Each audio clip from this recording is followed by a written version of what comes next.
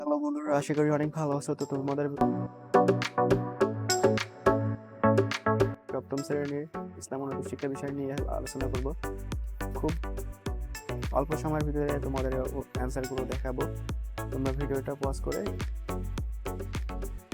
লিখে নিবা, তারপরে আবার আবার চালু করবা। এভাবে করে তোমাদের লেখাটা সম্পূর্ণ করবা। তো খুব অল্প সময়ের ভিতরে তোমাদের অ্যান্সারগুলো দেখাই দিলাম।